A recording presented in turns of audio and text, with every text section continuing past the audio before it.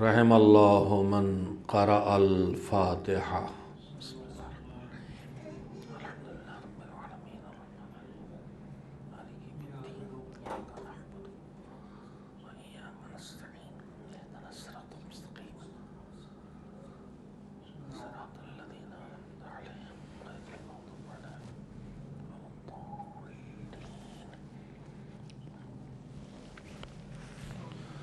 اعوذ باللہ من الشیطان اللعین الرجیم، بسم اللہ الرحمن الرحیم۔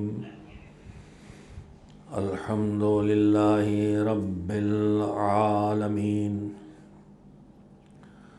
والعاقبۃ للمتقین، والجنۃ للمؤمنین، والنار للملحدین، والصلاة والسلام علی سید الانبیاء والمرسلین، سیدنا و نبینا و شفیعنا ابی القاسم محمد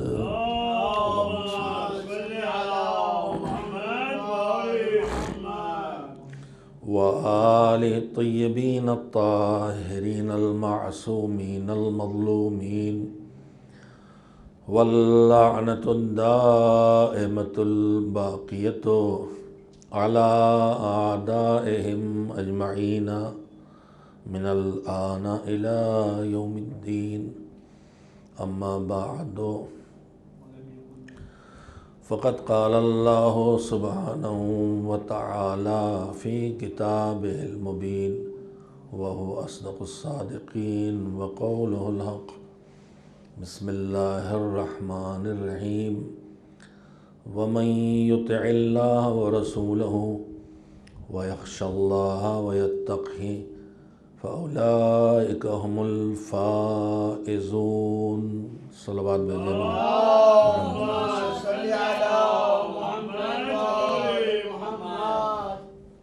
قرآن کریم میں پروردگار عالم نے جو انسانی خلقت کا ہدف ہے، یعنی اسے اپنے نظام تربیت میں لا کے اسے کامیاب بنانا، کامیابی تک پہنچانا۔ وما خلقت الجن والانس الا لیعبدون۔ اللہ کہتا ہے کہ ہم نے اپنی عبادت کے لیے پیدا کیا ہے، تو کبھی کبھی ہمارے دماغوں میں یہ خیال پیدا ہو جاتا ہے کہ یہ تو ہم اللہ کے کام آنے کے لیے بنائے گئے ہیں، مگر یہ غلط فہمی ہے ہماری، جو اس لیے پیدا ہوتی ہے کہ ہم اللہ کو پہچانتے نہیں ہیں۔ اگر ہم اللہ کو پہچانیں تو ہمیں اس کے پہچاننے میں ایک بات یہ معلوم ہوتی ہے کہ وہ کسی چیز کا کبھی ضرورت مند نہیں ہوتا، وہ محتاج نہیں ہے، غنی ہے، اسے کسی چیز کی کبھی بھی کوئی ضرورت نہیں ہے۔ تو پھر جب اسے کسی چیز کی ضرورت نہیں ہے تو پھر ہماری عبادت، چاہے وہ تکبیریں ہوں، چاہے وہ نمازیں ہوں، چاہے وہ ہماری زکوٰۃ ہو، حج ہو، کچھ بھی ہو، یہ طے ہے کہ اس کو ہماری ضرورت نہیں، اگر ہم نے اللہ کو پہچان لیا ہے۔ تو اب اللہ جب یہ کہے گا کہ ہم نے اپنی عبادت کے لیے خلق کیا ہے، تو خود بخود بھی سمجھ میں آ جائے گا کہ جب اسے کسی چیز کی ضرورت نہیں ہے تو پھر اسے ہماری عبادت کی ضرورت بھی نہیں ہے۔ اب عبادت کے لیے خلق کرنا کیا مقصد ہے؟ تو سیدھے سیدھے بات سمجھ میں آ جاتی ہے کہ یہ بھی ہمارے ہی لیے ہے۔ میں اس پر تفصیل سے باتیں کر چکا ہوں گزشتہ برسوں میں اسی منبر سے، کہ اللہ نے ہمیں کیوں بنایا ہے۔ قرآن مجید اس کو بتا دیتا ہے۔ قرآن میں جگہ جگہ کہتا ہے کہ یہ زمین آسمان، یہ کائنات خلق لکم وسخر لکم، تمہارے لیے بنایا اور تمہارے قابو میں بھی دیا ہے۔ پھر کہتا ہے کہ یا ایھا الناس اعبدوا ربکم الذی خلقکم والذین من قبلکم لعلکم تتقون، کہتا ہے وما خلقت الجن والانس الا لیعبدون، کہتا ہے فاتقون یا اولی الالباب لعلکم تفلحون۔ تو اگر قرآن مجید کو دیکھا جائے تو آدمی یہاں نہیں اٹک جائے گا کہ ہم اس کی عبادت کے لیے پیدا ہوئے ہیں، تو اب اس کو اس کا فائدہ، ہمیں کیا فائدہ؟ ہمیں سجدوں سے زحمت اٹھانے، جاگنا، صبح نیند چھوڑنا، کمائی کے پیسوں سے خمس نکالنا، زکوٰۃ دینا، اس سب سے ہمیں کیا فائدہ ہے؟ اس کا فائدہ بھی ہمیں ہے۔ میں نے جو آیتیں پڑھی ہیں اگر ان کو جوڑا جائے گا ایک دوسرے سے، اور تفسیر کا جو سلسلہ ہے، قرآن مجید کی تفسیر، اس میں ایک تفسیر کا عنوان ہے تفسیر القرآن بالقرآن، قرآن کو قرآن سے سمجھا جائے۔ قرآن کو سمجھنے کے مختلف طریقے ہیں۔ سب سے پہلا طریقہ ہے قرآن کو قرآن سے سمجھنا۔ قرآن کوئی ایک ایسی کتاب نہیں ہے جو چیپٹر بنا کے لکھی جائے کہ ایک چیپٹر میں سب ایک ساتھ آ گیا۔ قرآن 23 برس میں آہستہ آہستہ نازل ہونے والی کتاب ہے۔ جب جو ضرورت ہوئی وہ بات انسانوں تک پہنچا دی گئی، اور پھر جہاں اس کی بات کے رکھنے کی جگہ تھی حکم پیغمبر سے اس سورہ میں آیت اس جگہ رکھ دی گئی۔ تو کسی ایک آیت یا کسی ایک سورے کو پڑھ کے اس کے اندر اگر کوئی پیغام ہے تو اس سے کوئی فیصلہ نہیں لیا جا سکتا۔ میں یہیں پہ دوسرا جملہ بھی کہنا چاہتا ہوں کہ ایک ہے تفسیر القرآن بالقرآن، قرآن کو قرآن سے سمجھنا، لیکن وہ ہم پورا نہ سمجھ پائیں گے۔ ہمارے پاس قرآن کا حصہ بچ جائے گا جو ہم اپنی تنہا عقل سے قرآن ہی کے سہارے نہ سمجھ پائیں گے۔ اس وقت ہمیں ضرورت پڑے گی ان کی جو بارگاہ خداوندی سے قرآن جن کو دے کے بھیجا گیا تھا، جن کے گھر میں نازل ہوا تھا، جو جانتے تھے کہ کس آیت کی کیا تفسیر ہے اور کیا تعویل ہے، یعنی اس حصے کو سمجھنے کے لیے محمد و آل محمد علیہ السلام اور اہل بیت کی ضرورت پڑے گی۔ تو قرآن کو سمجھنے کا پہلا طریقہ ہوا قرآن سے قرآن کو سمجھنا جہاں عقل کام کرتی ہے۔ دوسرا طریقہ ہوا قرآن کو ان سے سمجھنا کہ جو اہل بیت علیہ السلام ہیں، جو قرآن کے برابر ہیں اور جن سے قرآن کے سمجھنے اور سمجھانے میں کوئی غلطی ہونے والی نہیں ہے۔ میں یہاں پہ جو گزارش کرنا چاہتا ہوں، دین کے سمجھنے کا ذریعہ بھی یہی چیزیں ہیں۔ ایک ہے قرآن کو سمجھنا، دوسرے ہے دین کے مختلف احکام کو سمجھنا۔ ایک راستہ ہے قرآن مجید اور دوسرا راستہ ہے اہل بیت علیہ السلام کے ارشادات اور سیرت۔ میں عرض یہ کرنا چاہتا ہوں، ایک جملے میں بات آ گئی کہنے کی جگہ، کہ اگر میں کسی ایک جگہ ایک آیت میں میراث کا کوئی حکم بیان ہو تو میں اسی ایک آیت سے میراث کے حکم کا فیصلہ نہیں کر سکتا جب تک کہ پورے قرآن میں میراث سے جڑی ساری آیتوں کو نہ دیکھ لوں۔ اگر کسی ایک جگہ کوئی ایک آیت میں پڑھتا ہوں توسل اور وسیلے کے مسئلے سے، اور مجھے لگتا ہے کہ یہاں قرآن کہہ رہا ہے کہ وسیلہ نہیں ہو سکتا، براہ راست اللہ سے رابطہ کرنا ہے، مثلا ایاک نعبد و ایاک نستعین سے کسی کے دماغ میں یہ بات آ جاتی ہے کہ وسیلے کی گنجائش نہیں، سیدھے اس سے رابطہ کرنا ہے، تو میں فوراً فیصلہ نہیں کر سکتا جب تک کہ پورے قرآن کو نہ پڑھ لوں کہ اس سلسلے میں اور جگہوں پر اسی سبجیکٹ اور موضوع پر اللہ نے کیا بتایا ہے۔ تو جس طرح قرآن کی ایک آیت ایک سورے کو پڑھ کے کوئی فیصلہ نہیں کیا جا سکتا جب تک کہ اس موضوع اور اس سبجیکٹ سے جڑی ہوئی ساری آیتوں کو سمجھ نہ لیا جائے اور دیکھ نہ لیا جائے، بالکل اسی طرح سے روایات اہل بیت محمد و آل محمد علیہ السلام کے ارشادات۔ اس میں تھوڑی ہمنگ ہے، اس کو کم کریں، ویلوم کم کر دیں، ٹھیک ہو جائے گا۔ ایک صلوات اور بھیجیں محمد و آل محمد۔ 14 معصومین نے، جیسے قرآن 23 برس میں نازل ہوا ہے، حسب ضرورت جب جس موقع کی بات ہوئی اس موقع کی آیت نازل ہوئی، ویسے ہی یہ پیغمبر خدا صلی اللہ علیہ وآلہ وسلم اور ان کے بعد 13 معصومین میں 12 ائمہ اور حضرت فاطمۃ الزہرا سلام اللہ علیہا، ان سب نے اپنے ارشادات میں تفسیر قرآن بھی بیان کی ہے، تفسیر دین بھی بیان کی ہے۔ اہم بات عرض کرنا چاہتا ہوں، تفسیر دین بھی بیان کی ہے، تفسیر آیات بھی بیان کی ہے۔ قرآن کو بھی سمجھایا ہے اور پورے دین کو بھی سمجھایا ہے۔ وہ دین جو سارا قرآن میں ہے لیکن جو سب ہم قرآن سے نہیں سمجھ پاتے، وہ اہل بیت اس سے نکال کے وہ پیغام ہم تک پہنچاتے ہیں۔ مگر جیسے 23 برس میں ایک ایک آیت نازل ہوئی ہے، لہذا ایک آیت پڑھ کے کوئی فیصلہ نہیں کیا جا سکتا، اسی طرح سے دین کے بارے میں اگر مولا علی کا کوئی ایک جملہ کسی سبجیکٹ سے مل جائے پڑھے تو اسی ایک روایت سے ہم اس سبجیکٹ پر فیصلہ نہیں کر سکتے۔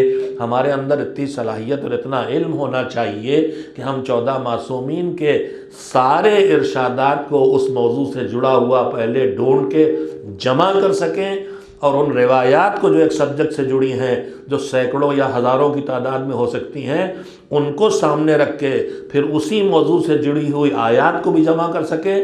جب ان آیات اور روایات کو جو سب ایک موضوع سے جڑی ہیں، مثلا نماز سے، مثلا زکوٰۃ سے، مثلا عدالت الہیہ سے، مثلا علم غیب سے، مثلا خلقت نور سے، جب ساری آیات اور روایات کو جمع کر لیں تب اس لائق بن سکتے ہیں کہ اگر سب کو سمجھ پائے تو اب نکالے فیصلہ کہ حکم خدا کیا ہے۔ میں آپ یہ کرنا چاہتا ہوں کہ ہمارے بعض بھائی جو اپنے کو اخباری کے نام سے روشناس کراتے ہیں، اگرچہ وہ اخباری ہونا خود بہت بڑے اہل علم ہونے کی ضرورت ہے۔ اخباری کا مطلب یہ ہے کہ جو ساری روایات، اخبار خبر کی جمع، خبر یعنی روایت، وہ تمام روایات جو معصومین سے منسوب ہیں وہ سب کے سب اس کے پیش نظر ہوں اور ان کی بات کو سیدھے انہی روایات سے سمجھنے کی اس کے اندر صلاحیت ہو۔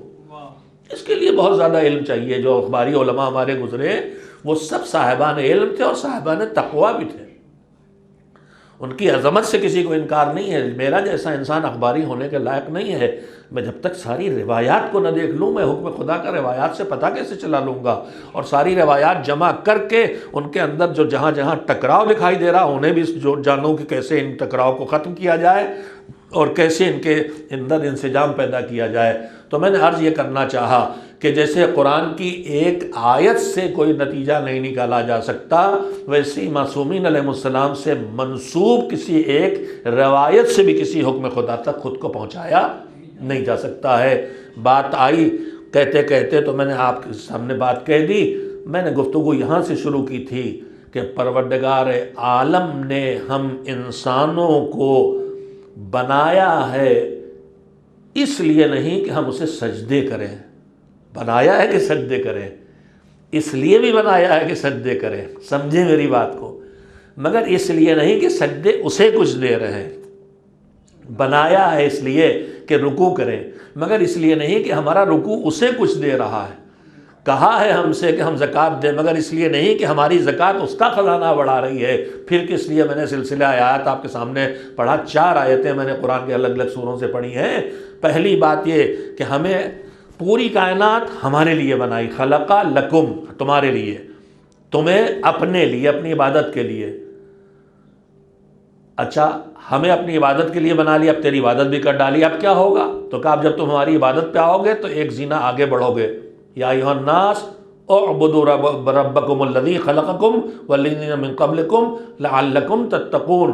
ہماری عبادت کرو گے تو تقویٰ آ جائے گا۔ کائنات ہمارے لیے، ہم اس کی عبادت کے لیے، اس کی عبادت تقوی کے لیے، اس کی عبادت تقویٰ لائے گا۔ اچھا تقویٰ آ جائے گا تو کیا ہو جائے گا؟ پھر اللہ کہتا ہے فاتقون یا اولی الالباب لعلکم تفلحون، اے عقل مندو تقوی کی راہ پر چلو تاکہ کامیاب ہو جاؤ۔ تو اب مجھے کہنے دیجئے کہ اللہ جو فضل والا ہے، جو کریم ہے، اس نے ہم سے کچھ لینے کے لیے نہیں ہمیں بنایا ہے، بلکہ ہمیں دینے کے لیے بنایا ہے، اور وہ ہے ہماری کامیابی۔ اللہ ہمیں کامیاب دیکھنا چاہتا ہے، اور اس کامیاب دیکھنے کے لیے جو اس نے نظام بنایا ہے اس نظام کا نام ہے دین۔ اور کربلا کے تذکروں کے سہارے ہم جو جمع ہوئے ہیں، میں نے اس دوسرے عشرہ مجالس کا عنوان رکھا ہے اسلام دین عقیدہ و عمل۔ اسلام دین عقیدہ و عمل ہے۔ کیوں؟ میں نے گزشتہ مجلس میں عرض کیا تھا کہ کربلا کے یاد کا اہتمام جو پروردگار کی طرف سے ہے وہ اس لیے ہے کہ اسے یہ انتظام کرنا تھا کہ قیامت تک یہ دین باقی رہے، اس لیے اس نے امامت کا اہتمام کیا۔ مگر جو امامت تک پہنچے وہ ایک ہی پیت پر، ایک ہی راستے پر چلتے چلتے، جیسے آدمی ایک راستے پہ چلتا ہے تو سونے لگتا ہے، اونگنے لگتا ہے، تو سونے نہ پائے، جاگتا رہے۔ اس جاگتے رہو کے نظام کو انسان تک پہنچانے کی اس نے کربلا دے دی۔ کربلا ہر سال ہم کو جگہ دیتی ہے، کربلا ہر سال ہم کو بیدار کر دیتی ہے کہ اٹھو، جاگو، ایمان کو پکا کرو، تقوی کی راہ پہ آگے بڑھو، چھوٹے ہوئے سجدوں کو ادا کرو، قضا ہوئی نمازوں کو انجام دو، جس کے لیے حسین نے کربلا برپا کی تھی۔ حسین نے دین کی بقا کے لیے کربلا برپا کی تھی۔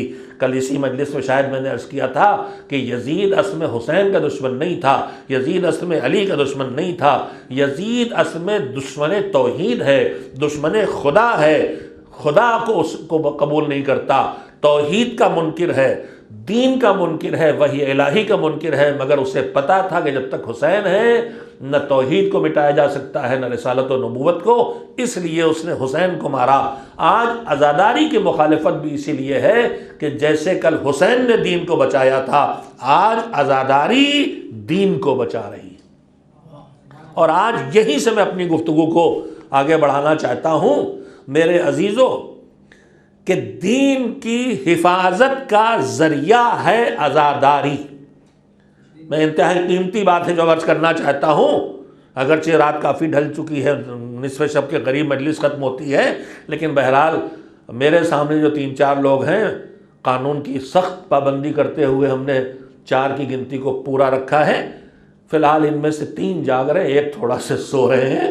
ایک صلوات مل جل کے بھیجے محمد و آل محمد۔ میں ایک انتہائی قیمتی بات کہنا چاہتا ہوں میرے عزیزوں، ہم آپ سب جانتے ہیں دین کس لیے؟ ہمیں کامیاب زندگی دینے کے لیے، ہمیں کامیاب بنانے کے لیے، ہمیں نجات دلانے کے لیے، ہمیں فلاح تک پہنچانے کے لیے، ہمیں کامیابی تک پہنچانے کے لیے۔ جو میں آیت پڑھتا ہوں روزانہ کہ وَمَن یُطِعِ اللَّهَ وَرَسُولَهُ، سورہ نور کی آیت ہے، آیت نمبر 52۔ اور آج ہی میں نے غور کیا کہ 114 سورے ہیں، ان میں 14واں سورہ ہے سورہ نور۔ اگر مجھ سے غلطی نہ ہوئی ہو، بہرحال میں متیقن تو نہیں ہوں، لیکن میری یادداشت یہ ہے کہ شاید 14ویں نمبر کا سورہ بھی دیکھ لیں گے، غلط ہوگا تو کل صحیح نمبر بھی بتا دیں گے۔ خیر چلیے، اب ماشاءاللہ سے آج کل ہر چیز اویلیبل، ابھی چیک ہو جائے گا۔ ہاں چیک کر کے بتائیے، ایک صلوات بھیجیے محمد والا۔ اب مجھے ذرا شبہ ہو رہا ہے 14واں ابراہیم، 24 ہوگا نور۔ ہاں اب آج سے 24 کو برا نہ کہیے گا، سورہ نور ہے۔ صلوات بھیجیے محمد والا۔ سورہ نور کی آیت نمبر 52 ہے۔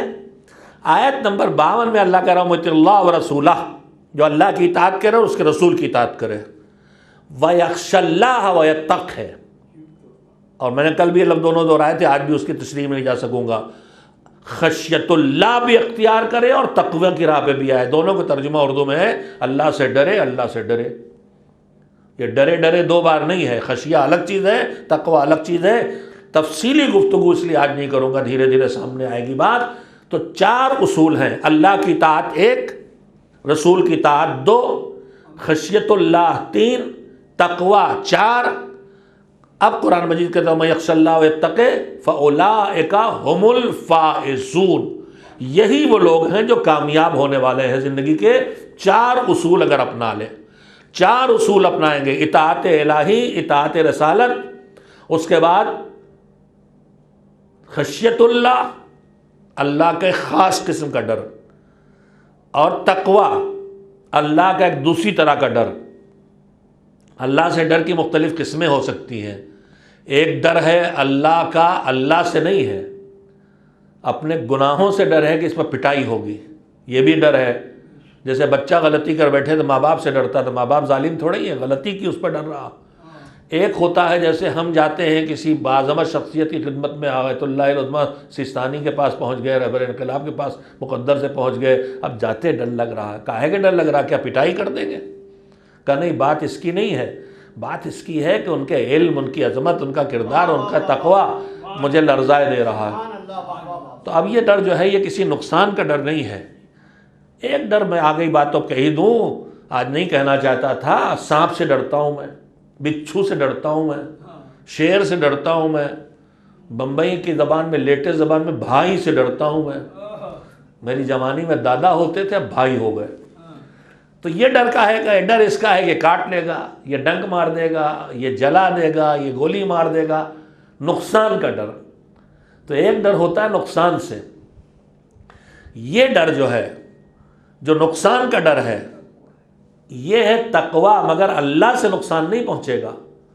میں نے اللہ کی بات نہیں مانی ہے، واجب چھوڑا ہے، حرام کیا ہے، تو یہ ڈر اس کی وجہ سے پیدا ہو رہا ہے، یہ ڈر اس کی وجہ سے پیدا ہو رہا ہے۔ تو میں اصل میں اللہ سے نہیں ڈر رہا ہوں، اللہ کی عدالت سے ڈر رہا ہوں۔ اللہ کا ڈر نہیں، وہ عادل ہے اور میں نے گناہ کیے ہیں، اگر اس نے فضل نہ کیا تو پٹائی، یہ ڈر وہ ڈر ہے۔ لیکن خشیہ کا مطلب یہ نہیں ہوتا، خشیہ کا مطلب وہی ہے کہ جو مثلاً مرجع تقلید جس کی زندگی بھر تقلید کی ہے، اس سے ملنے گئے تو ان کے سامنے جاتے ہوئے ڈر لگ رہا ہے، کوئی بے ڈنگی بات نہ ہو جائے، کوئی چوک نہ ہو جائے۔ یہ جو ڈر لگ رہا ہے یہ کسی خوف سے نہیں ہے، وہ تو پیار کریں گے، وہ تو دعا دیں گے، وہ تو تحفہ دیں گے، وہ تو محبت کریں گے، وہ تو عنایت کریں گے۔ پھر کہیں گے ڈر کا، ان کی عظمت کا احساس، ان کی معرفت، ان کو تھوڑا سے پہچانا ہے تو ڈر لگ رہا ہے۔ تو میرے عزیزوں، احساس عظمت بھی ڈر آتا ہے۔ خشیت اللہ کا مطلب ہے عظمت الہی کا احساس کر کے ڈرنا۔ اور اب یہیں سے مسئلہ حل ہو جاتا ہے۔ کبھی کبھی ہم دیکھتے تھے نماز کے لیے علی جا رہے ہیں تو کانپ رہے ہیں، گڑ گڑا رہے ہیں، سجدوں میں رو رہے ہیں، چہرہ زرد ہو رہا، ہم سوچتے تھے تو معصوم ہیں، انہیں کاہے کا ڈر ہے؟ انہیں اپنے گناہوں کا ڈر نہیں ہے، یہ عظمت الہی کا احساس کر رہے ہیں، اس لیے ان کا بدن لرز رہا ہے۔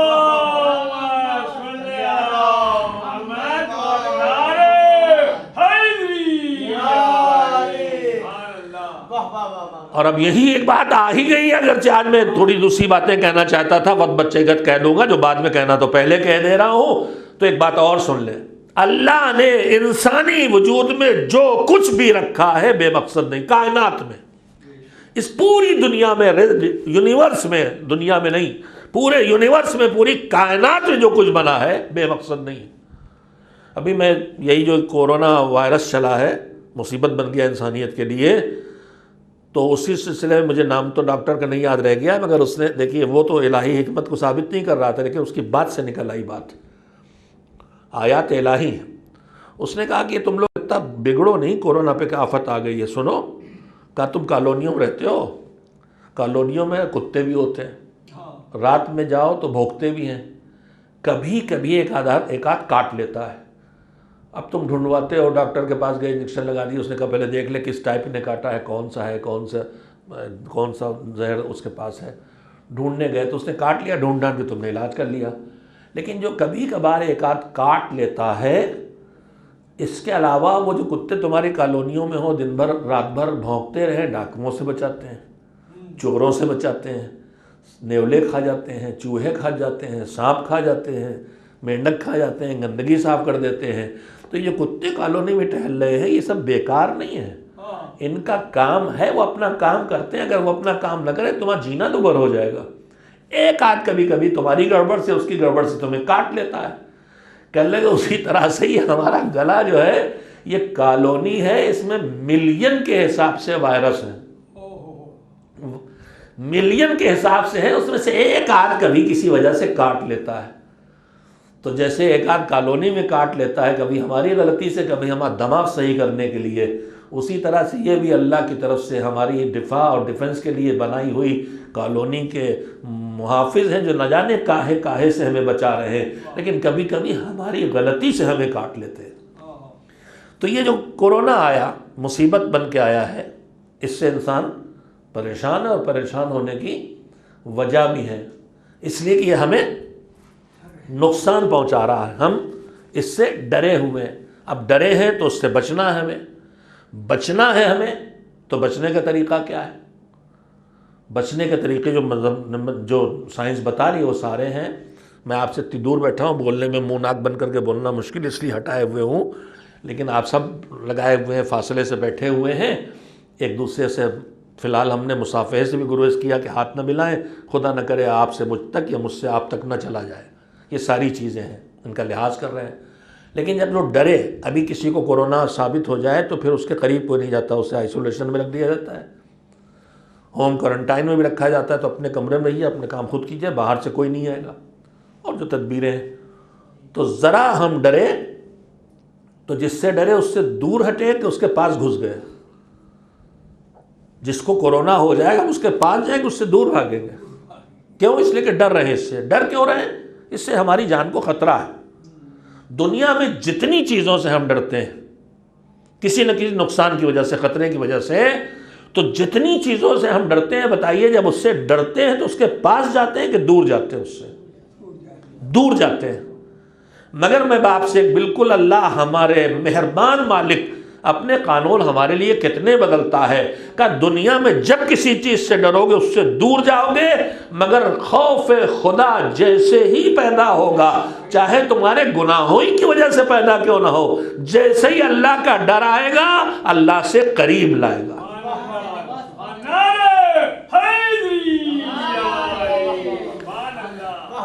اور ڈر قریب ہی نہیں لاتا، اب ڈر قریب دور لے جاتا ہے، اور اگر قریب آ گئے تو جتنا ڈر بڑھتا ہے دوریاں بڑھاتا ہے۔ 220 وولٹ کی بجلی کے تار سے اگر 1 میٹر 2 میٹر دور کھڑے ہو کے مطمئن ہو جاتے ہیں، تو 440 والے کے قریب 2 میٹر دور، ابھی ایک دوسرے سے ہم 6 فٹ کے فاصلے سے رہتے ہیں، اس سے قریب نہیں آتے۔ جو کئی ہزار وولٹ والی بجلی تاروں میں اوپر دوڑ رہی ہے، یہ تو 2 میٹر 1 میٹر جائیے تو کھینچ ہی چپکا لے گی، تو اس سے 20 میٹر دور رہتے ہیں۔ تو جتنا ڈر بڑھتا ہے اتنی دوری بڑھاتا ہے۔ پہلی سچائی یہ ہے کہ ڈر دوری پیدا کرتا ہے، دوسری سچائی یہ ہے کہ جتنا ڈر بڑھتا ہے اتنی دوری بڑھاتا ہے۔ خالق کائنات مہربان مالک نے دونوں نظام بدلے۔ میرا ڈر مجھ سے قربت پیدا کرے گا، جتنا خوف خدا بڑھاتے چلے جاؤ گے اتنی قربت الہی کی منزلیں آتی چلی جائیں گی۔ ایک صلوات مل جل کے بھیجیں محمد و آل محمد علیہ السلام۔ میں پھر وہیں سے جلدی سے لے آؤں، اچھا خاصا وقت ذرا جو کہنے نہیں آیا تھا اس کے کہنے میں لگا دیا میں نے، لیکن بہرحال بیکار باتیں نہیں۔ دیکھیے مجلس پر فرشادہ پہ آدمی آئے تو کچھ نہ کچھ لے کے جائے، کم سے کم اجر و ثواب اپنی نیک نیتی پہ، ورنہ پھر آیا ہے اجر و ثواب تو پھر نماز میں بھی ہے، تلاوت میں بھی ہے، ہزار چیزوں میں ہے۔ یہ ممبر کے پاس 1 گھنٹہ بیٹھنے کا مسئلہ جو ہے یہ خالی اجر و ثواب کا نہیں ہے، ورنہ اللہ نے نماز جمعہ میں خطبے کیوں رکھے ہوتے ہیں؟ اب خالی خطبے میں اجر و ثواب نہیں ہے، ورنہ نماز ہی 4 کے بجائے 8 رکعت کروا دیتا جمعے کے دن۔ نماز تو کر دی چھوٹی اور خطبہ لگوا دیا۔ تو صرف اجر و ثواب مقصود نہیں ہے، کچھ پانا، کچھ دینا، کچھ پہنچانا ذمہ داری۔ اس منبر کی ذمہ داری اس پر آنے والے اور اس کے پاس آنے والوں دونوں کے لیے۔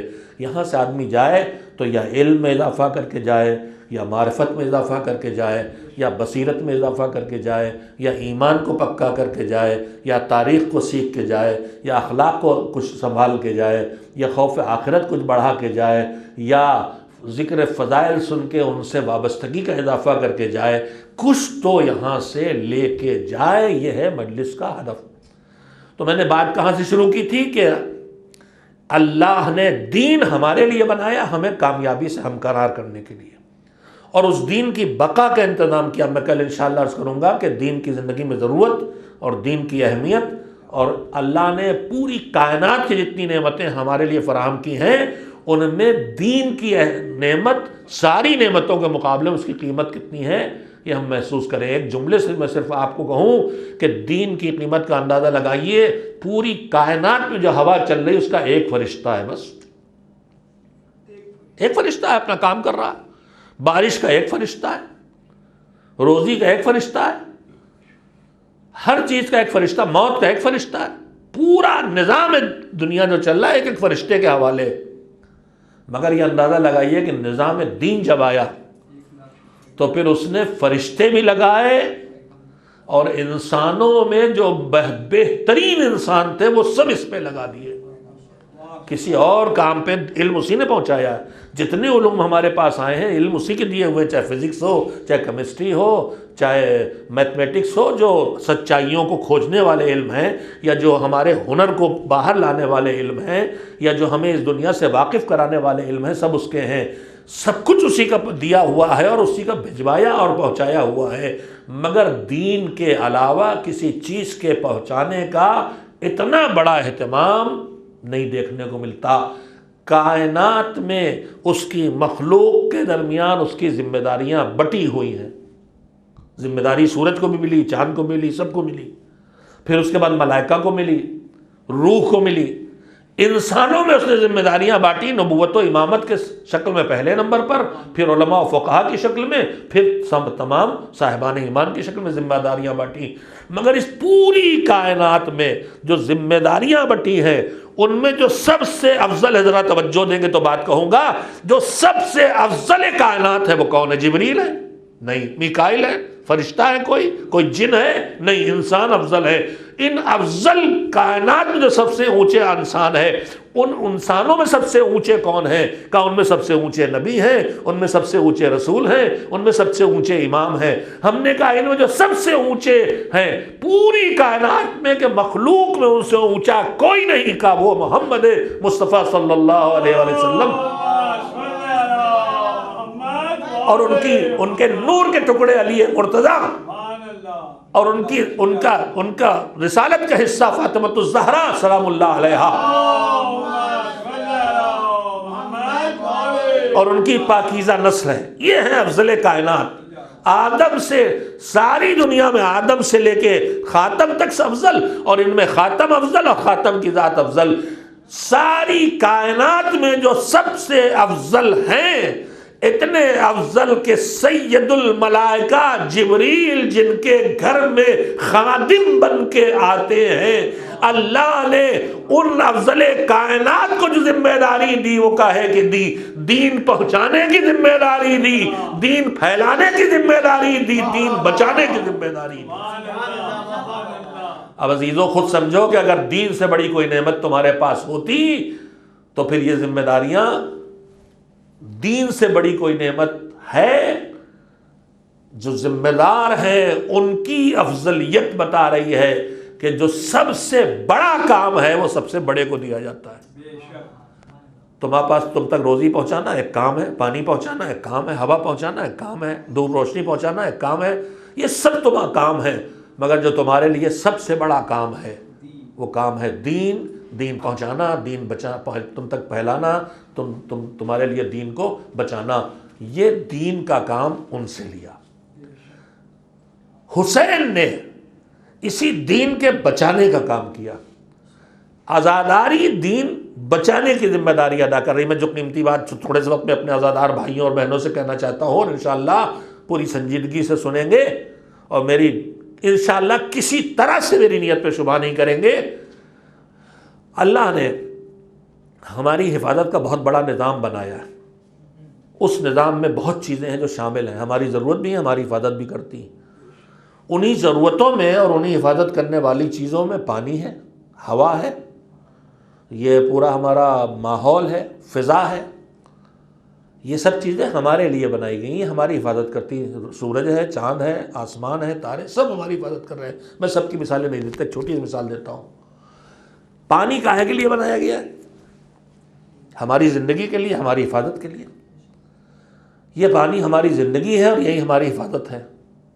مجھے یاد تو نہیں رہ گیا، چند برس پہلے میں کسی ڈاکٹر صاحب سے بات کر رہا تھا، بچوں کے اسپیشلسٹ ہمارے عزیز ہیں، نام یاد آ گیا، ڈاکٹر نصیر صاحب نقوی۔ تو انہوں نے کہا کہ مولانا سائنس نے جو ڈاکٹر ہماری میڈیکل کی دنیا میں جو ترقیاں کی ہیں، ان میں ایک بہت بڑا ترقی کا قدم اس دن اٹھایا گیا جب سائنس نے یہ پتہ چلایا کہ بیماریوں کی ایک بہت بڑی تعداد پانی سے پھیلتی ہے۔ انفیکشن جو ہے وہ پانی کے ذریعے جاتا ہے، اب سامنے آیا ہوا سے بھی آ رہا، لیکن سب سے زیادہ اس وقت تک انسان کو نہیں پتا تھا کہ بیماری پانی سے آ رہی ہے، ہم پانی پی رہے ہیں، ان سے آ رہی، نہیں پتا تھا، دھیرے دھیرے پتا ہوا سب۔ کب پانی سے بیماریاں پھیلتی، اس کے بعد ایک دم سے زندگی بچانے کا نظام بہت زیادہ مضبوط ہو گیا اور بہت سی بیماریاں ایک ساتھ ڈھونڈ لی گئی اور تلاش کر لیا گیا اور انسانی زندگی کی حفاظت ہو سکی۔ تو پانی اللہ نے بنایا کس لیے؟ ہمیں مرنے کے لیے، بچانے کے لیے۔ لیکن یہی پانی ہمیں مارنے لگتا ہے کہ نہیں؟ اکثر زہریلے پانی ہمارے شہروں میں ہو جاتی غلطی، کہیں کچھ مل گیا، سیول لائن سے ادھر سے ادھر ٹرانسفر ہو گیا، معلوم ہو گیا مار گیا۔ تو یہی پانی جو ہمیں بچانے کے لیے بنا تھا، یہی ہمیں مارنے کا ذریعہ بن گیا۔ کیوں؟ کیا ہوا؟ تو بات یہ ہے کہ ہم نے پانی کو تمہاری حفاظت کے لیے، تمہاری زندگی کے لیے، تمہیں بچانے کے لیے بنایا ہے، لیکن یہ پانی تمہیں تب تک بچائے گا جب تک تم پانی کو بچاؤ گے۔ اگر میں پانی کا کھلا رکھ دوں اور اس میں گندگی پڑ جائے تو پانی قصوروار نہیں، قصور میرا ہے۔ اگر میں دریا میں کارخانوں کی گندگی ڈالوں اور پی کے بیماری آ جائے تو پانی قصوروار نہیں، قصور میرا ہے۔ تو یہ پانی میری حفاظت تب تک کرے گا جب تک میں اس کی حفاظت کروں گا، یہ ہوا میری حفاظت تب تک کرے گی جب تک میں اس کی حفاظت کروں گا۔ جب تک میں پانی کو بچاؤں گا مجھے بچائے گا، جب میں اسے بچانا چھوڑ دوں گا اسی دن سے وہ مجھے بچانا چھوڑ دے گا۔ بس میں نے بات کہہ لی آپ سے، دین مجھے بچانے کے لیے، عزاداری مجھے میرا ایمان بچانے کے لیے، عزاداری میرا دین بچانے کے لیے ہے، مگر یہ عزاداری مجھے تب تک بچائے گی جب تک میں عزاداری کو بچاؤں گا۔ خالص پانی میری زندگی کا ذریعہ ہے، اگر اس میں علاقے کے جراثیم مل گئے تو وہی جان کا خطرہ بن جائے گا۔ ویسے ہی مخلصانہ عزاداری میری دین کی حیات کا ذریعہ ہے، لیکن اگر اس عزاداری میں ریاکاری کے جراثیم مل گئے، اگر اس عزاداری میں دکھاوے کی زہریلے پانی مل گئے، اگر اس عزاداری میں رسم و رواج کے جراثیم شامل ہو گئے، تو یہی عزاداری جو ہمیں بچانے آئی ہے، یہی عزاداری ہم کو مار بھی سکتی ہے، اس لیے کہ ابھی عزاداری نہیں رہ گئی، یہ میرا بگاڑا ہوا زہریلا پانی ہو گیا۔ پانی قصوروار نہیں ہے، میری لاپرواہی قصوروار ہے۔ یہ دین بھی مجھے تب تک بچائے گا جب تک میں دین کو بچا کے رکھوں گا، لیکن اگر دین خالص جو غدیر میں ملا، دین خالص جو مدینے کے منبر سے ملا، دین خالص جو کربلا سے ملا، اس دین خالص کو ہم نے اپنے علاقوں کے رسم و رواج سے ملایا، ہم نے اپنی عادتوں سے ملایا، ہم نے اپنے تعلقات سے اس کو ملایا، اپنی مصلحتوں سے ملایا، تو پھر یہ دین خالص نہیں رہ جائے گا، تو یہی دین ہماری بربادی کا ذریعہ بن جائے گا۔ صحیح چشمے سے خالص چیز کا لینا ضروری ہے، ورنہ یہی دین جو کربلا میں قربانی دینے والے پیدا کر دیتا ہے، اسی اسلام کے نام پر حسین کے مقابلے میں دوسرا لشکر کھڑا ہے جو ظلم کر رہا ہے، قتل کر رہا ہے اور نسلیں چھوڑ کے جاتا ہے، تو IS اور داعش کے نام پر جو دین ہی کے نام پہ گردنیں کاٹ رہے ہیں۔ اس لیے کہ یہ دین نہیں رہا، یہ خالص نہیں رہا، اس میں ملاوٹ ہو گئی، اس میں حکومتوں کی ملاوٹ ہو گئی، اس میں سازشوں کی ملاوٹ ہو گئی، اس میں صحیح جگہ سے لینے کی عادت چلی گئی۔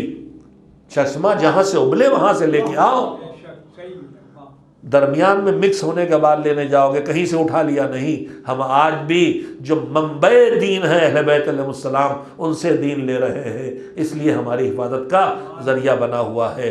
یہ کربلا کیوں زندہ رکھی جائے، یہ کربلا زندہ رکھنے کی مہم کیوں ہے؟ اسی لیے مہم ہے کہ یہ ہمارے دین کو بچانے کے لیے اللہ کی طرف سے اہتمام ہوا ہے۔ آج محرم کی تیسری شب شروع ہو گئی، مصائب کی زندگی کا آغاز ہو چکا ہے۔ کیوں؟ اس لیے کہ 2 محرم کو جب قافلہ آیا تو گرم ریگستان پر خیموں کو مجبوراً لگایا گیا تھا. کیوں؟ اس لیے حسین جنگ میں پہل نہیں کرنا چاہتے تھے. تپتی ہوئی ریت پر خیمے آ گئے. ان خیموں میں ننھے ننھے بچے بھی ہیں، بچیاں بھی ہیں. فرات سے دور ہے کہ فرات کی ذرا سی جو ہوا کی تیزی کم ہو جاتی ہے، ہوا میں ٹھنڈک آ جاتی ہے، وہ ان خیموں تک نہیں پہنچ رہی ہے. یزید نے جو مسلسل اور ابن زیاد نے جو مسلسل لشکر بھیجا ہے، اس لشکر سے ایک مسلسل تاکید یہ تھی کہ حسین تک پانی نہ پہنچنے پائے. خیموں کو فرات سے دور لگوایا گیا اور اس کے بعد پانی لے جانے پر جب تک حر کا لشکر رہا، رسالہ رہا، وہ سختیاں کرتا رہا. اور اس کے بعد مسلسل لشکر آتے رہے اور سختیاں بڑھتی رہیں اور فرات کے پہرے بڑھتے رہے. ہم سنتے ہیں بار بار کہ 7 محرم سے حسین کے بچے پیاسے تھے، 7 محرم سے پیاس تھی. مگر ایک حقیقت اور ہے، میں بھی اس کی طرف متوجہ نہیں تھا. جب خطیب اعظم مولانا سید غلام عسکری اللہ مقامہ نے پیاس نام سے کتاب لکھی، دور آیا تھا جب پیاس کربلا کی آتش سے انکار کرنے والی بعض روایات بعض جگہوں پر کسی نہ کسی شکل میں چھپ گئی تھیں، تو انہوں نے پوری ایک کتاب پیاس کے نام پہ لکھی.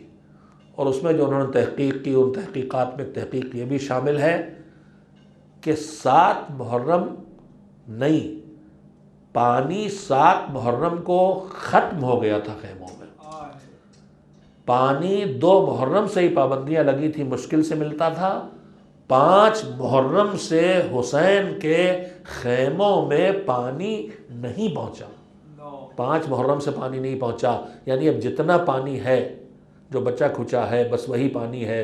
تو بابا اندازہ لگائیے کہ جب یہ اندازہ ہو جائے کہ جتنا بچا کھچا پانی بس یہی ہے اور اب لانا ممکن نہیں ہے، تو پھر اس کنبے میں کیا ہوگا. اس کنبے کے بڑے فوراً پانی کم پئیں گے، نہ پئیں گے کہ بچوں کے لیے رہنے دیا جائے. تو میں انہی کے فقرے دہراتا ہوں کہ 7 محرم سے تو سکینہ پیاسی تھیں، 7 محرم سے تو محمد باقر پیاسے تھے، 7 محرم سے تو عباس کے کمسن بچہ پیاسا تھا، 7 محرم سے تو سکینہ پیاسی تھی. مگر پانی جب 5 محرم سے ختم ہوا تو نہیں معلوم زینب نے کب سے پانی نہیں پیا، نہیں معلوم حسین نے کب سے پانی نہیں پیا، نہیں معلوم عباس نے کب سے پانی نہیں پیا. اور اس کا ثبوت یہ ہے کہ حسین نے کب سے پانی نہیں پیا. سب پیاسے تھے مگر ان میں سب سے زیادہ پیاسے حسین تھے. کبھی اپنے بیمار بیٹے سے کہتے تھے، بیٹے شدت عطش سے یہ کیفیت ہو گئی ہے کہ کلیجہ میرا چٹخ گیا ہے، پھٹ گیا ہے سوکھ کے خشک ہو کے. ہاں عزیز، کیفیت کبھی کبھی آپ نے دیکھی ہوگی، جب بارش ہوتی ہے پانی کہیں جمع ہو جاتا ہے تو پانی جب خشک ہوتا ہے اور تیز دھوپ نکلتی ہے پانی سوکھتا ہے، پھر تری ختم ہوتی ہے، پھر زمین کی نمی ختم ہوتی ہے، اور اس کے بعد وہ وقت آتا ہے جب خشکی کی شدت سے زمین پھٹ جاتی ہے. حسین کہہ رہے تھے، بیٹا تیرے بابا کا جگر شدت عطش سے پھٹ گیا ہے. کبھی کہتے تھے، بیٹا شدت عطش سے نگاہوں کے سامنے ایک سیاہی کے ستون کے علاوہ کچھ نہیں دکھائی دے رہا ہے. اور پھر اس پیاس کا اعلان کرنے کے لیے اکبر نے آ کے کہہ دیا، بابا بہت پیاس لگی، پانی مل جائے. یہ بچہ نہیں ہے، انہیں پتہ ہے پانی کہاں ملے گا، مگر انہیں بتانا ہے بابا ہم سے زیادہ پیاسے ہیں، ہم نے جب بھی پانی پیا بابا ہم سے پہلے سے پیاسے ہیں. کہا بیٹا دہن میں زبان ڈال دے، زبان ڈال کے گھبرانے کی نالی. بابا آپ کی زبان میں تو کانٹے پڑے ہوئے بابا. آج 3 محرم ہے، پانی آنا رک گیا، پابندیاں لگ گئی، قافلہ دھیرے دھیرے سمٹ رہا ہے، حسین کے انصار جمع ہو رہے ہیں، حسین کے چاہنے والے دھیرے دھیرے آ رہے ہیں. مگر جب کوئی آتا ہے تو کچھ انتظار ہے کسی کو کہ ابھی تک وہ نہیں آیا جس کا انتظار. 2 محرم کے قافلہ آنے کے بعد حسین کے ساتھ جو چھوٹا سے لشکر تو نہیں کہہ سکتے، کچھ ساتھی ہیں، ان میں کبھی کبھی کوئی واپس جاتا تھا، کوئی آتا نہیں تھا. جب آواز گھوڑوں کی ٹاپوں کی آواز آئے تو زینب کبریٰ کہے کہ فضہ جا کے دیکھ کیا میرے بھیا کے ساتھی ہیں. اور ہر مرتبہ جواب آ کے دیکھ لشکر آیا ہے یزید کا. سپاہی آئے اپنے ساتھ کے، زیاد نے سپاہ بھیجی ہے، تو زینب کہتی تھی کہ ارے میرے بھیا کے پر ظلم کرنے والے یزید کے اتنے ساتھی آ رہے ہیں اور میرے مظلوم بھیا کا کوئی ساتھی نہیں آ رہا۔ ان حالات میں جو اس لشکر میں شامل ہونے والے ہیں، ایک تو وہ ہے انشاءاللہ ذکر کروں گا، ہمیشہ ہر سال ذکر ہوتا ہے، حسین کا دوست جسے حسین نے بلایا تھا خط لکھ کے، لیکن ان کے علاوہ بھی کچھ اور ہیں جنہوں نے زینب کے دل کو سہارا دیا ہے۔ ان میں ایک زہیر بن القین ہے جو ساتھ نہیں تھے، حسین ساتھ لے کے آئے۔ ایک وہاب ابن عبداللہ ہے جو نہ حسین کے ساتھ تھے، نہ حسین کے مذہب پہ تھے، نہ حسین کے دین پہ تھے، بس حسین کے قافلے کے ساتھ ساتھ قافلہ چل رہا ہے۔ ابھی نئی نئی شادی ہوئی ہے، بوڑھی ماں بھی ساتھ ہے، یہ مذہب کے لحاظ سے عیسائی ہے، مگر حسین کی قربت نے انہیں اسلام تک پہنچایا، ایمان تک پہنچایا۔ انہوں نے فیصلہ لے لیا کہ اب فقط رسول کو چھوڑ کے نہیں جائیں گے۔ وہ اب ساتھ ہو گئے، نیا جوڑا ساتھ ہے، نئی شادی ہوئی ہے، بوڑھی ماں ساتھ ہے۔ عاشور کا دن آیا، وہاں بار بار جانا چاہتے ہیں، زوجہ بار بار کہتی ہے کس پہ چھوڑ کے جا رہے ہو، کس پہ چھوڑ کے جا رہے ہو؟ ماں مسلسل کہہ رہی ہے جلدی جاؤ وہاب، جلدی جاؤ وہاب۔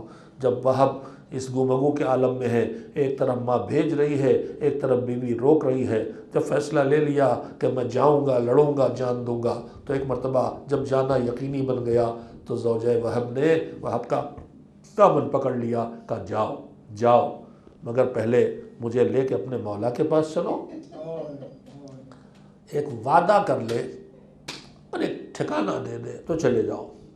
وہب زوجہ کو لے کے آئے امام کی خدمت میں، کہ میری زوجہ مجھ سے کہہ رہی ہے کہ آپ کے پاس آؤں، آپ ایک وعدہ کر لیں اور ایک ٹھکانہ دے دیں۔ کہا وہ کیا ہے؟ کہا آقا یہ مرنے جا رہے ہیں، یہ مرد ہیں، یہ جہاد کریں گے، یہ شہید ہو جائیں گے، انہیں جنت مل جائے گی۔ میں عورت ہوں، مجھ سے جہاد ساقط ہے، میرا جنت جانا کیسے یقینی بنے؟ لہذا آپ وعدہ کریں کہ دنیا سے جو حق مجھے چھوڑ کے جا رہے ہیں، لیکن جب جنت میں داخل ہوں گے تو مجھے اکیلا نہیں چھوڑ کے جائیں گے۔ وہب کی زوجہ نے وہ مانگ لیا جو ہر مومنہ کو چاہے مانگنا چاہیے اپنے شوہر سے، اور ہر مومن کو مانگنا چاہیے اپنی زوجہ سے، کہ دنیا کا ساتھ نہ چھوٹے، آخرت بھی ہم میں سے کسی ایک کو جنت نصیب ہو جائے تو دوسرے کو لے کے نہ جائے۔ جو غدیر کے دن ہر امام کے ماننے والے سے امام نے سکھایا ہے کہ ایک دوسرے سے وعدہ کرو کہ اگر تم جنت جاؤ گے تو مجھے لیے بغیر نہ جاؤ گے، اور میں جاؤں گا تو تمہیں لیے بغیر نہ جاؤں گا۔ امام نے کہا ٹھیک ہے، انشاءاللہ یہ جنت جائیں گے تو تمہیں لیے بغیر نہ جائیں گے۔ دوسری بات کیا ہے؟ کہ دوسری بات یہ جا رہے ہیں، یہ شہید ہو جائیں گے، اب میں اپنے خیمے میں اکیلی رہ جاؤں گی، کوئی خیمے میں مرد نہیں ہے، مولا آپ مجھے اجازت دے دیں کہ آپ کی بہن زینب کبریٰ کے خیمے میں جا کے پناہ لے لوں۔ کہا کیوں؟ کہا اس لیے کہ میرے والد کے مارے جانے کے بعد جب لشکر حملہ کرے تو میری حفاظت کرنے والا کوئی ہو۔ ارے کیسے بتائے حسین کہ اے زوجہ وہب تو زینب کے خیمے میں پناہ لے رہی ہے سوچ کے کہ وہاں لوٹ مار نہ ہوگی، مگر خیمے جلیں گے، بیویوں کے سروں سے ردائیں چھنیں گی۔ وہ آپ رخصت ہوئے، میدان میں آئے، لڑے، سر پہ گرز، ہاتھ کٹا، ایک ہاتھ کٹا، روایات کے مطابق دوسرا ہاتھ بھی مجروح ہوا، جلنے کے لائق نہ رہے۔ ماں کی خدمت میں آئے، اماں راضی کا دودھ نہ بخشوں گی جب تک اپنی جان حسین پہ نہ دے دے گا۔ اسی زخمی ہاتھ کے ساتھ واپس پہنچے، پھر لڑے، آخر میں دونوں ہاتھ ایسے ایک کٹ گیا اور ایک اتنا مجروح کہ اب لڑ نہیں سکتے۔ ظالم نے سر پہ گرز مارا، سر پھٹا، بے دست و پا وہب زمین پر گرے۔ کسی ظالم نے سر جدا کیا، سامنے ماں اس منظر کو دیکھ رہی تھی، خیمے سے باہر نکل آئی۔ ظالم نے عجب ظلم کیا، ایک مرتبہ جوان بیٹے کا سر کٹا ہوا اٹھا کے ماں کی طرف پھینک دیا۔ ماں نے بڑھ کے آغوش میں لیا، منہ پہ منہ رکھا، بیٹا تیری ماں تجھ سے راضی ہے۔ اس کے بعد چہرے کو خون سے پاک کیا اور پھر دونوں ہاتھوں سے سر کو اسی ظالم کی طرف پھینک دیا۔ ہم اہل بیت والے ہیں، ہم جو راہ خدا میں دے دیتے ہیں پھر کبھی واپس نہیں لیتے۔ قربان ان ماؤں پر جنہوں نے گود کے پالوں کو اس طرح قربان کر دیا، قربان ان بیویوں پر جنہوں نے اپنا سہاگ اجڑنے دیا مگر دین کی بقا کا انتظام کیا، قربان ان بہنوں پر جنہوں نے جان سے عزیز بھائی کو بھی دین کے لیے فدا کر دیا۔ اے حسین کے غلاموں، اے حسین کی کنیزوں، اٹھو اور اس دین کی حفاظت کے لیے دیندار بنو، دیندار بناؤ کی مہم میں شامل ہو جاؤ۔ وَسَيَعْلَمُ الَّذِينَ ظَلَمُوا أَيَّ مُنقَلَبٍ يَنقَلِبُونَ أَلَا لَعْنَةُ اللَّهِ عَلَى الْقَوْمِ الظَّالِمِينَ اللهم تقبل منا إنك أنت السميع العليم۔